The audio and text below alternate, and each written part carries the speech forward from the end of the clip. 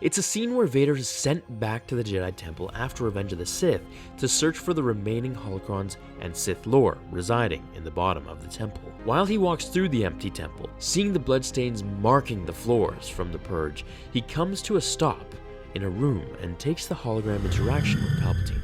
Once his master fades away and ends transmission, Vader stays there, hanging his head low, thinking about what has become of his life, how it all came down to this, and how it felt wrong. Here's the scene from the novel. To the galaxy at large, Jedi Knight Anakin Skywalker, poster boy for the war effort, the hero with no fear, the chosen one, had died on Coruscant during the siege of the Jedi Temple. And to some extent, that was true. Anakin is dead, Vader told himself, and yet, if not for the events on Mustafar, Anakin would sit now on the Coruscant throne, his wife by his side, their children in his arms.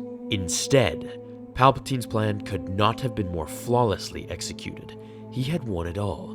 The war, the Republic, the fealty of one Jedi Knight in whom the entire Jedi Order had placed its hope. The revenge of the self-exiled Sith had been complete, and Darth Vader was merely a minion, an errand boy, allegedly an apprentice, the public face of the dark side of the Force. While he retained his knowledge of the Jedi arts, he felt uncertain about his place in the Force, and while he had taken his first steps toward awakening the power of the dark side, he felt uncertain about his ability to sustain that power.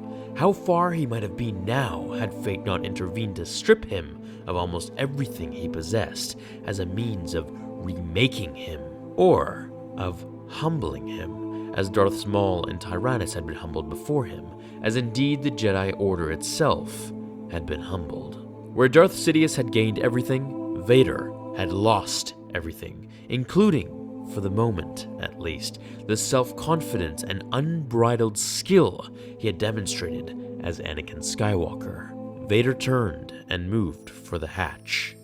But this is not walking, he thought.